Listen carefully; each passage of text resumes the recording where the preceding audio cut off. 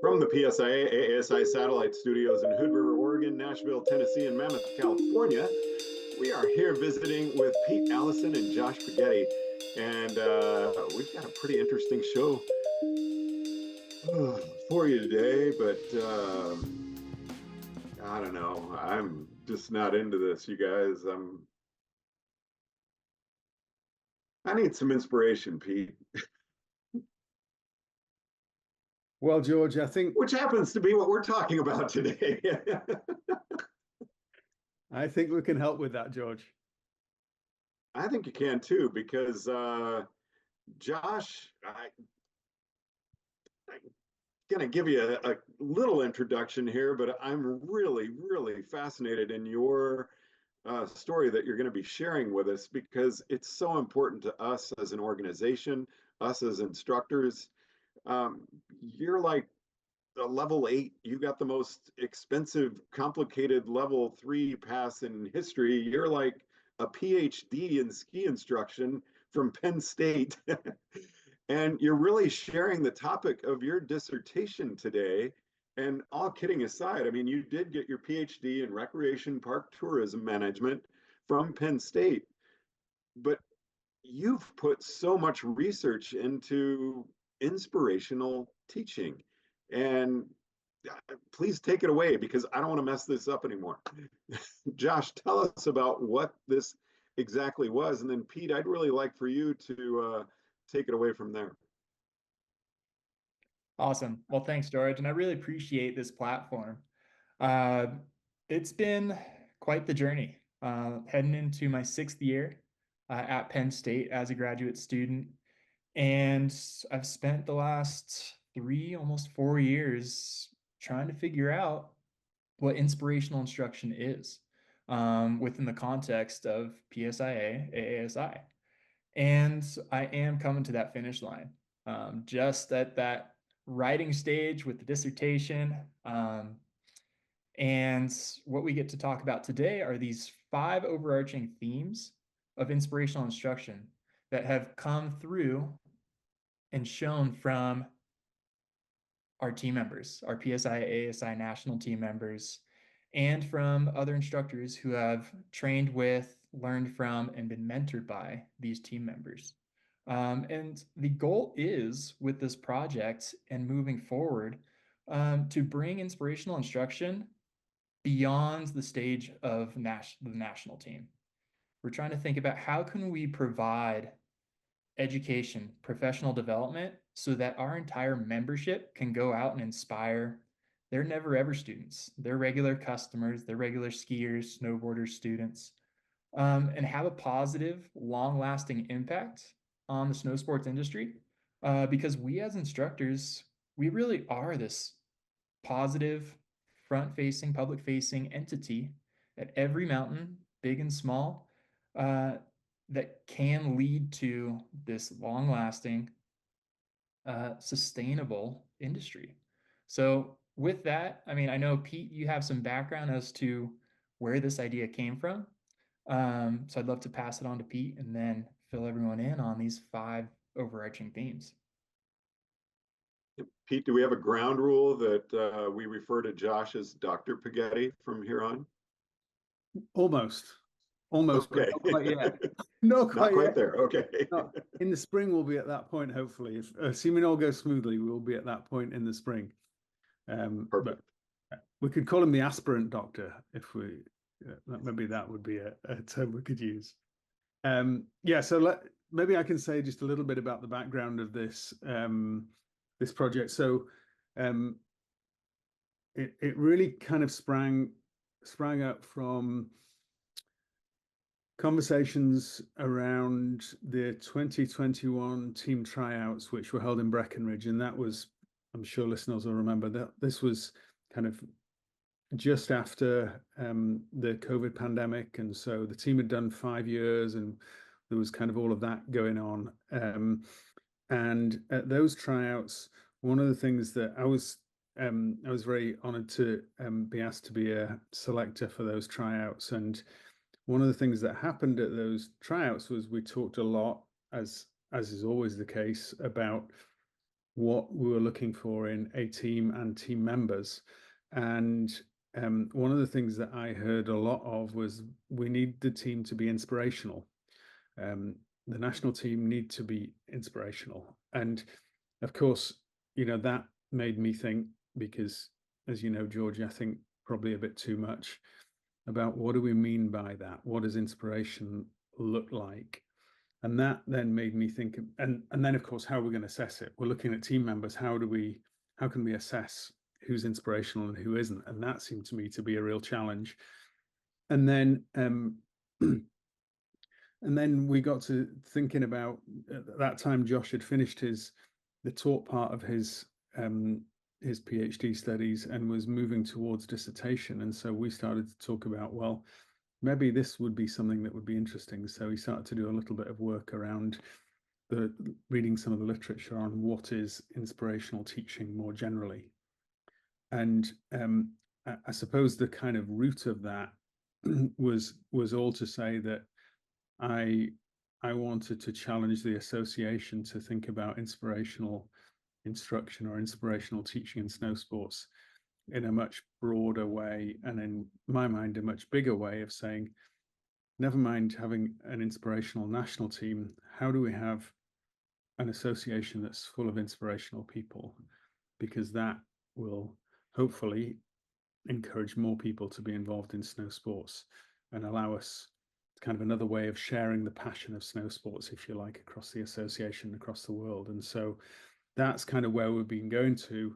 And just like the national standards and the people skills and the teaching skills, we've been trying to focus on these being skills that can be taught in some way or another, or they can be nurtured or developed. And that's the kind of one of the grounding assumptions that we've taken all the way through Josh's work. So I think that's probably enough about the kind of the launch pad, if you like, for Josh's thesis. And I can come back and say a little bit more about that later. I have a couple of thoughts that I wouldn't mind wrapping up with, but I'll hand back to you. Thank you. So Josh, what was that like for you to have Pete approach you with this? Well, that's a great question. And initially it was intimidating. It was exciting, and it was also, at the time, it seemed like a great big ask to figure out what in fact is inspirational, and not just the what aspect, but the how aspect. What are team members doing to inspire others to continue instructing, to seek additional certification, to just become better? And then how do we as an association have that same inspirational impact on our students so that they want to come back to ski another day, to ride another day, and ideally to come learn another day? So I got to start to explore how inspiration has been studied, how it's been defined, looking at inspiration in terms of art and creativity. That's oftentimes where we hear that word be used, especially historically. And then we start to think about inspiration in a teaching setting. And what I started to realize is not much research has been conducted in a recreation setting, especially a recreation setting like ours in the outdoors, and try to figure out, what do instructors do to make sure that their skiers and their riders want to continue skiing and riding. And so with that, I've been able to spend some time on snow with the national team at National Academy, plenty of time on Zoom with participants and individuals who have learned from and learned under the national team, and then conversations with national team members. And I just want to give a big thank you and shout out to everyone who has been involved and contributed to this research, because this is not a one-person job. I've had to work closely with many individuals to gain their perspectives. So this project is not my understanding or my words about what inspirational instruction is. What I am doing is I'm actually constructing, I'm pulling together everyone's perspectives, experiences, and house their skills and characteristics of inspirational instruction so that we can further the skills and professionalism of snow sports instruction in the United States.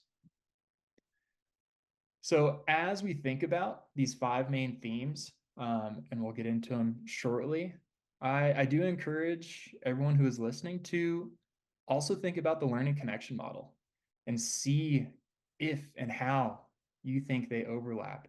And are we as an organization, are we moving towards inspirational instruction with our national standards, with the fundamentals of snow sports instruction? As I look at it, I will preface and say, I certainly think we are, with a little bit more to add to become inspirational. So before I jump into any of the 5 themes, Pete, would you like to add anything? Or George, do you have any questions? I do, and I don't want to go into the weeds with this, but you got me thinking, which can be a dangerous thing. I think of the word inspire and inspirational, and where you think of an inspirational leader, and it's so often, the military, and needing to inspire people to go in to do something that would cause a lot of people great fear, or something they don't want to do. I mean, we're sliding on snow. This is fun. Aren't we all inspired to do it anyway? So it's, again, I'm looking at a word that I was like, where is that really associated, or part of our lives? And that was the first thing that came to me. But people are afraid when they come out for their first time lesson, very afraid. A lot of times very, very afraid to make changes and explore further parts of the mountains. So I'm going to be quiet now and hand it off to you, Pete. Great intro, Josh. The only I would just love for you to backtrack just a little bit and say a little bit about what we know from the literature, and that broader literature, mostly in teaching and schools, because I think that frames up the themes that you've distilled out of the empirical work that you've done. Thanks. Yeah, certainly. And in doing so, talking about extant literature, and George, to your point, thinking about your perspective and thinking of where inspiration has come from, with the example of the military, but there's also the examples in education, in schooling, where an inspiration, whether it's a person, a thing, a moment, that inspiration is something that is external of us as an individual. And when an inspiration happens, when it occurs, it usually motivates whoever is inspired to do something. And that something is something beyond the norm. It brings the individual who is inspired to strive for a new potential, to reach a new potential, and to ultimately see a new possibility. So as we think about, George, your example, if it's trying to inspire someone to do something that they're fearful of doing, certainly in the military, that's a necessity. But then let's bring it back to the positive of snow sports instruction. If there is apprehension, if there is some fear with never have slid on snow, never have gone on a blue or a black diamond, or you're at a new mountain, there is that fear and apprehension where an instructor has the capacity, has the opportunity to inspire this person to see beyond what they're currently capable of and allow them to reach a new goal, to reach a new height in their skiing and riding. So when we think about inspiration in current teaching, we think of teachers making personal connections with their students and understanding the students for who they are, and understanding the students based on the skills, the knowledge, the tools that these students are already bringing into the classroom, and building upon all of that. So with that, it's thinking about what do instructors do to make sure that the learning and the skills are relevant and significant to the student.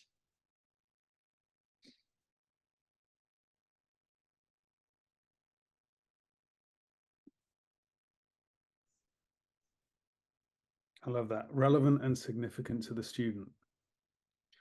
So, Josh, I'm going to suggest that you jump in and tell the listeners a bit about the 5 themes, just so that we can kind of focus time on there, because my experience of these podcasts is that the time flies. Maybe that's just because I enjoy talking to George so much, but I'm taking notes.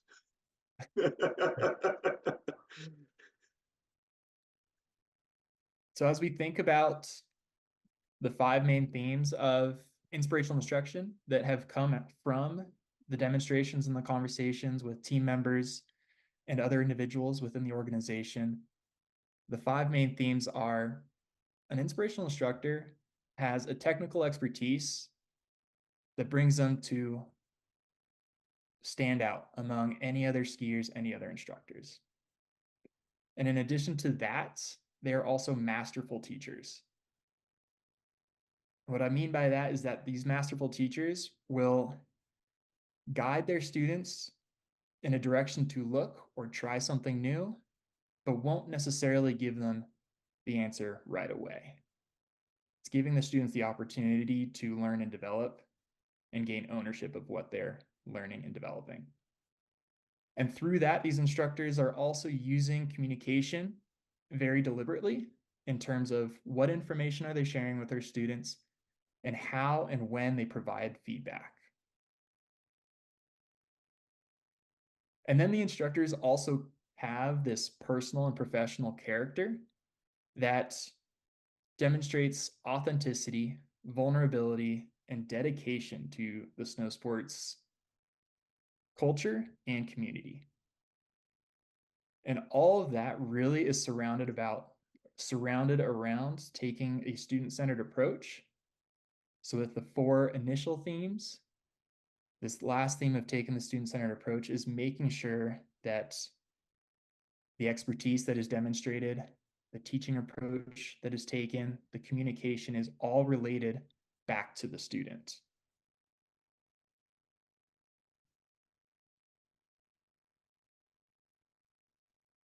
Like this, you've said some very good words here, I think. Authenticity.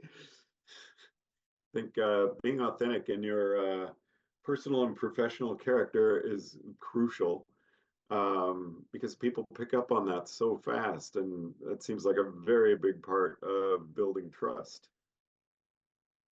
Yeah, certainly. And with authenticity, and especially as we think about sharing the passion for snow sports, we as instructors are certainly passionate about it. And if we can share that authentic passion, that becomes contagious. And it encourages our students, other skiers and riders, to not just want to ski and ride, but they end up wanting to become skiers and riders.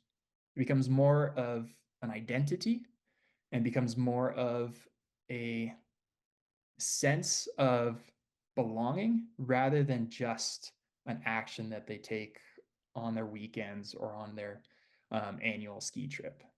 They become a part of the snow sports community.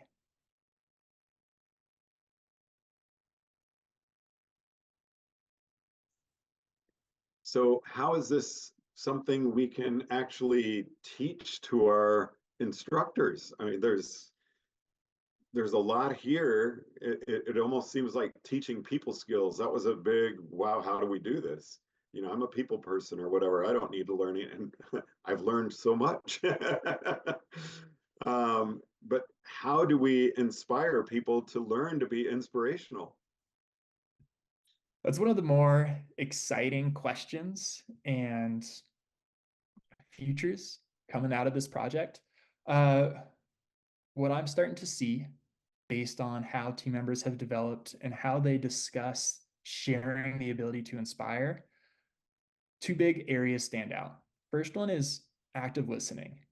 And with active listening, especially as we think about taking a student-centered approach, when an instructor can engage in active listening, they are gathering information. And I think about myself as a researcher. I gathered plenty of information from all of these individuals in the organization.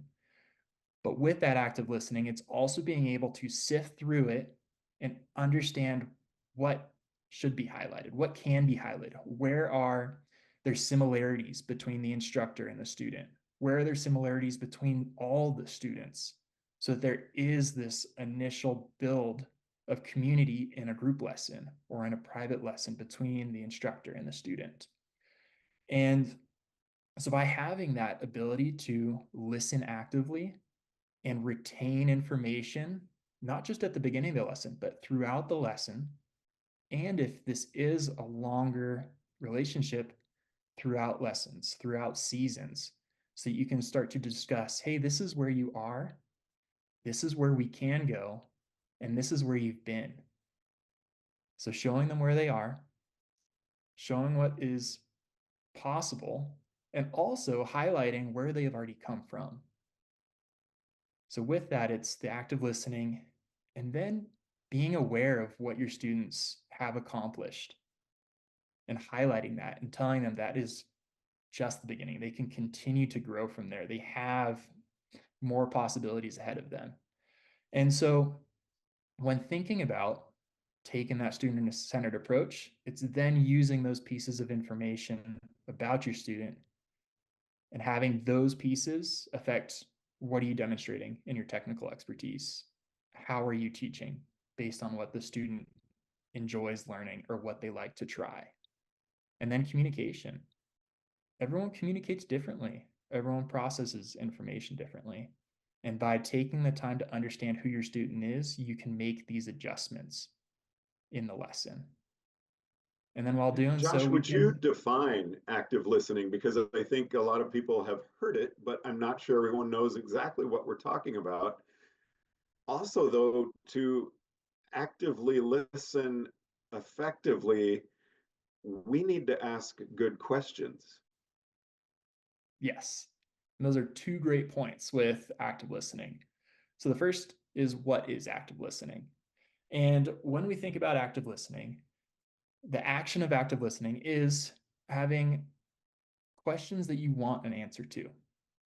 And so as we think of our assessment as instructors, we want to understand, hey, how's the day going? What are our goals? How are you feeling emotionally, physically? And taking in the information. When a student starts to speak, or maybe even when the student is not speaking, that silence sometimes is telling. But as we communicate with our students, listen for the sake of absorbing the information that the student is giving you. The instruction is a two-way street. It's two-way communication, in that it's not just us as instructors speaking to our students, but it's we as instructors, we are responding to our students' needs, desires, goals, and maybe helping them as well understand what those needs, desires, and goals are, especially at that first time lesson. They may not know what's possible. So based on what they describe, we can then provide some guidance.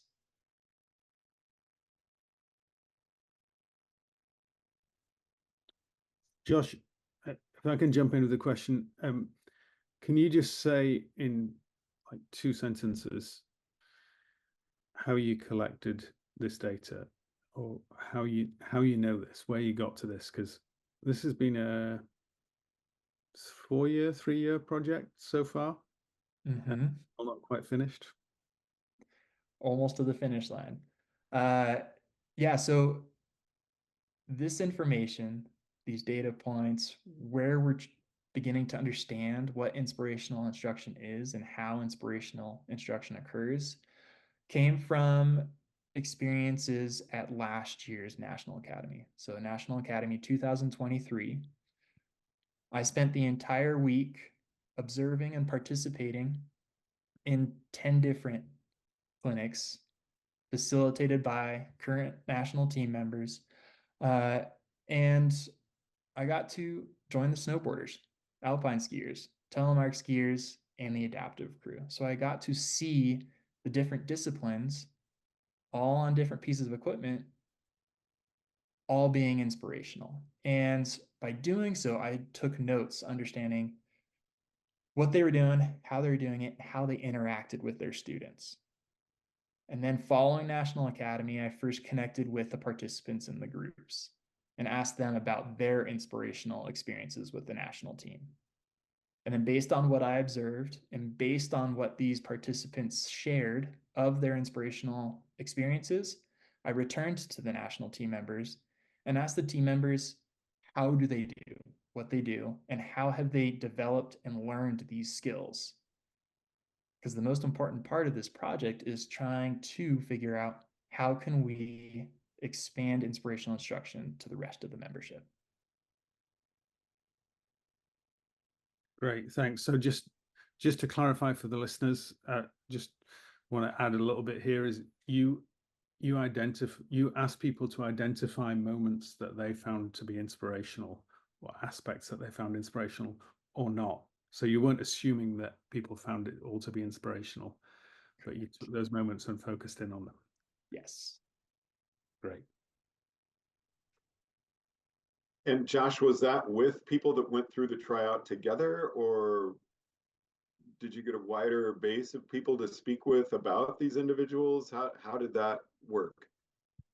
Yes, the individuals that spoke about the national team members were participants of National Academy and Rider Rally, individuals who had their level 1 pin, individuals who were trainers. Some individuals had been a part of whether it's a regional or a national tryout with these team members. So the range of experiences with the national team members was quite wide. Some individuals talked about their one experience with their team members. Others talked about the season long or the multiple seasons, having mentorship and these visuals or these interactions with team members that have led to inspirational moments and led to their development as instructors and as skiers or riders.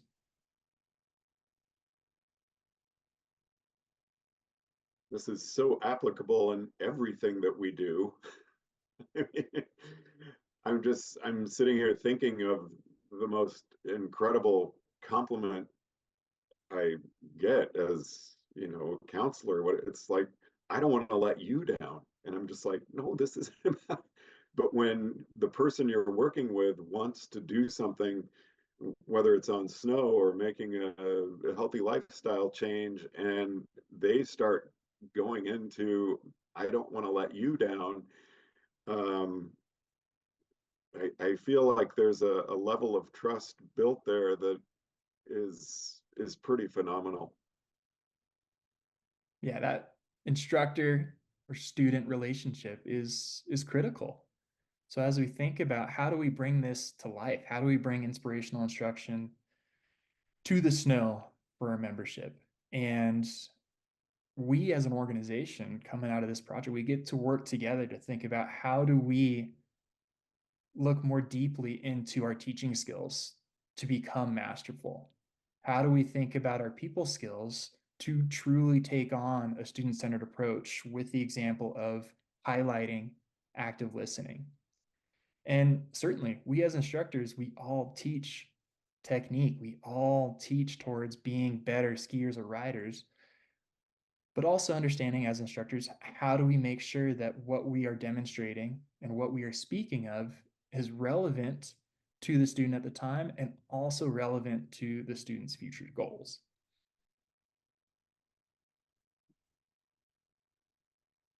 How can those connections be made so quickly? And I know we've talked about this, in the interview and everything, but if we're a trainer, we've got a season to be working with our staff, and you still want to make that connection quick because you build on that throughout the season. But if I'm with a group class of never evers and people are scared, I'm looking at these themes and I've got just a few minutes to lay that tone to 8 people. And do I inspire everyone? Is that possible? How does that fit into what we do there? Yeah. And as you say the word quickly, we do have that initial impression with our student, with our group of students. And with that, what is starting to show is that it is more important to let the student introduce themselves and express who they are, where they're coming from. And then in terms of authenticity, bringing in the values, the experiences as an instructor, as a learner, so that we can meet the students where they are and have this similar connection and join them on this learning experience. So rather than being separate instructor student, it's the two together, or the group as a whole, going through the learning experience with this idea of facilitating and going together, as opposed to simply instructing and watching over the students, the skiers, the riders. And that first impression, correct me if I'm wrong, but it's a matter of seconds, not minutes. It's fast.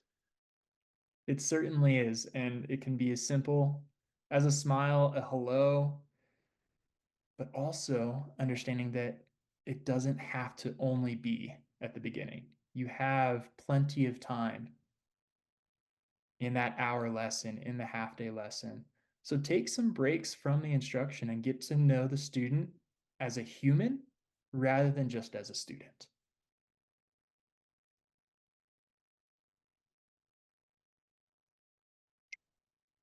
I like that. So take effective breaks. Exactly. So, oh, sorry, George. No, go ahead. Oh, well, I was going to ask Josh about the next steps with his work and kind of where he thinks he will go with this and what the kind of timelines are.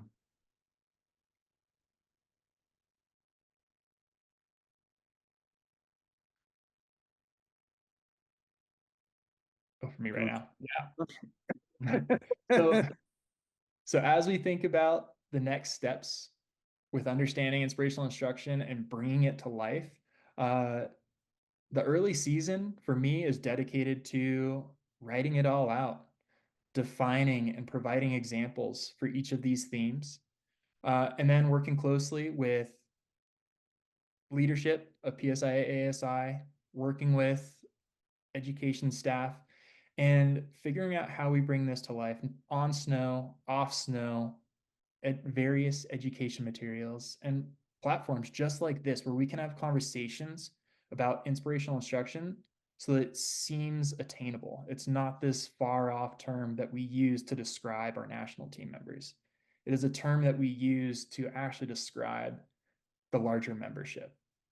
And by doing so, one of the aspects of this project is starting to think about how do we link these themes back to our learning connection model.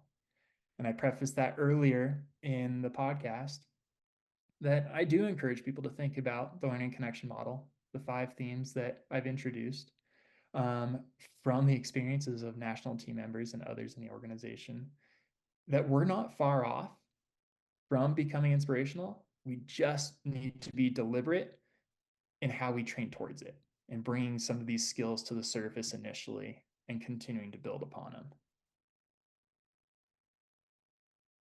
Well, I see a series of podcasts coming up with Josh. Because I think you have some incredible information for us, and I'm just like teeming with questions sitting here going, 20 minutes, huh? I wish we had a couple hours to talk, but we do. We can just spread it out over a number of months. Certainly. And this research wouldn't matter if we didn't bring it to the audience that would benefit it from the most. So just one last time, technical expertise, masterful teaching, instructional communication, personal and professional character, and student-centered approach. Bingo. So people can rewind that last 10 seconds and try and embed that into their thinking, and maybe they can do the quiz and try and plot those on the learning connection model, which I don't think is too difficult. No, but I'd love to see what people come up with. Well, thank you so much, Josh. It's been great talking with you. I'm looking forward to many more. Pete, always good to see you. Really appreciate you both for your time.